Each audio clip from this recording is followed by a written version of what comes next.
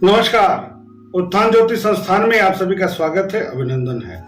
बात करेंगे हम राहु के राशि परिवर्तन के प्रभाव के संदर्भ में, केतु के राशि परिवर्तन के प्रभाव के संदर्भ में। दोनों का नाम इसलिए लिए हैं कि दोनों का परिवर्तन एक साथ होता है, दोनों ग्रह वक्री गति से संचरण करते हैं।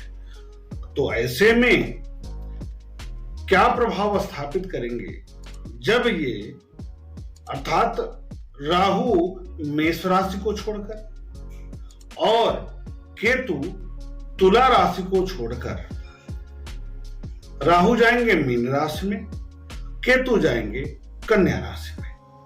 क्या प्रभाव स्थापित करेंगे, किस तरह का परिवर्तन समाज में लाएंगे, किस तरह का परिवर्तन व्यक्ति के जीवन पर करेंगे, किस तरह का परिवर्तन धार्मिक संस्थाओं पर, आर्थिक संस्थाओं पर, राजनैतिक संस्थाओं पर, व्यवस्थाओं पर किस प्रकार का असर डालेंगे, इसको हम जरूर समझेंगे।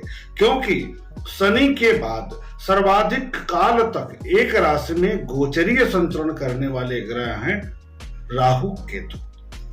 लगभग 18 महीने तक एक राशि में रह करके अपना प्रभाव स्थापित करेंगे।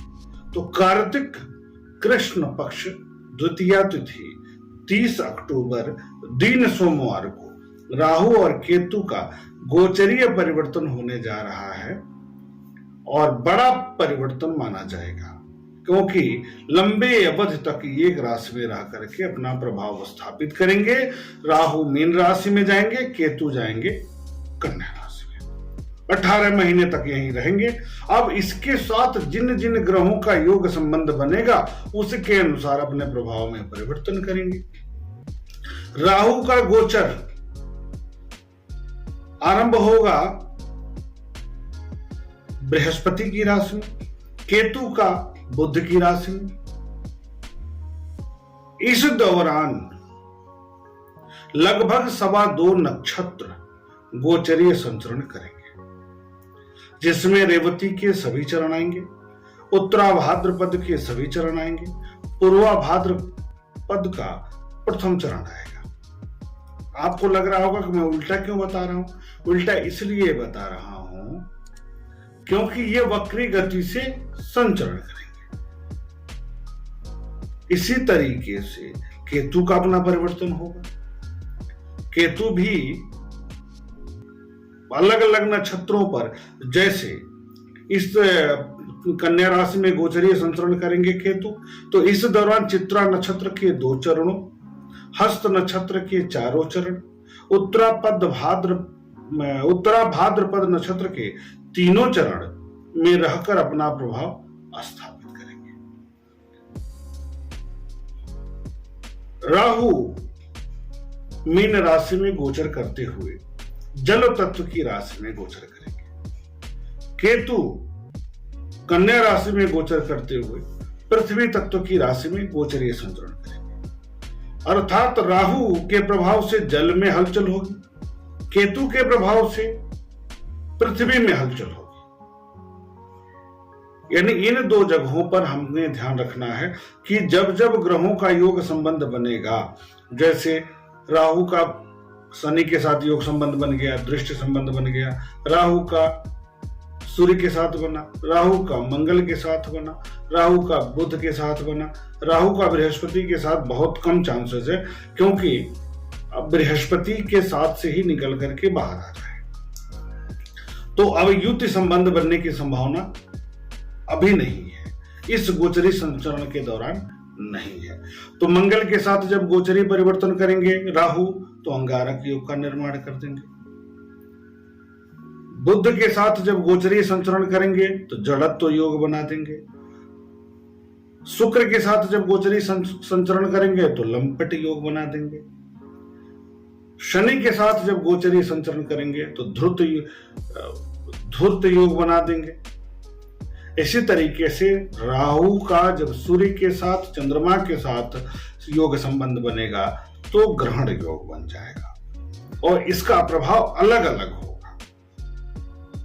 तो जब ये मीन राशि में गोचरीय संचरण करेंगे राहु और कन्या राशि में गोचरीय संचरण करेंगे केतु, उस स्थिति में स्वतंत्र भारत की कुंडली पर क्या असर पड़ेगा, तो स्वतंत्र भारत की कुंडली हम यहाँ जो विश्लेषण करेंगे, विश्लेषण का जो तरीका होगा वह होगा लग्न के आधार पर। चूंकि हमने देखा अपने शोध में कि जो लंबे समय तक एक राशि में गोचरीय संचरण करते हैं उनका ज्यादा प्रभाव लग्न के अनुसार पड़ता है। जैसे शनि हो गए, राहु केतु हो गए, बृहस्पति हो गए, ये ज्यादातर प्रभाव लग्न के अनुसार छोड़ते हैं। तो हम लग्न के अनुसार यहां पर बताने का प्रयास कर रहे हैं। तो स्वतंत्र भारत की कुंडली वृषभ लग्न की है। वृषभ लग्न में राहु एकादश भाव में जाएंगे, केतु पंचम भाव में जाएंगे।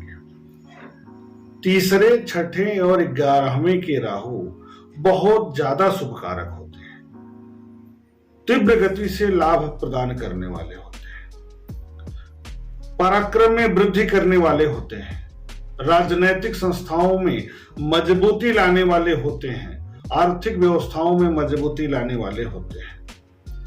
राहु के प्रभाव से राष्ट्र के पराक्रम में वृद्धि होगी। राहु केतु के इस गोचरी परिवर्तन से बौद्धिक संपन्नता से युक्त जो भी लोग बौद्धिक लोग हैं, जो लेखन क्षेत्र से हैं, फिल्म क्षेत्र से हैं, उद्योग के क्षेत्र से हैं, जो व्यक्तिगत गुणवान हैं, उनके द्वारा जीवन में बहुत बड़ी उछाल देखने को मिलेगी और राष्ट्र का नाम वो आगे रखेंगे। अर्थात राष्ट्र का नाम होगा, अंतर्राष्ट्रीय स्तर पर राष्ट्र की छवि में सुधार होगा, आर्थिक व्यवस्थाओं में मजबूती आएगी, भारतीय रुपये में मजबूती आएगी, भारतीय संसाधनों में सकारात्मक परिणाम आएगा, ग्रीन एनर्जी में वृद्धि होगी।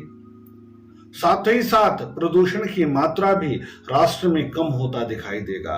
हर तरीके से हर क्षेत्र में भारत का वर्चस्व अंतर्राष्ट्रीय स्तर पर बढ़ेगा।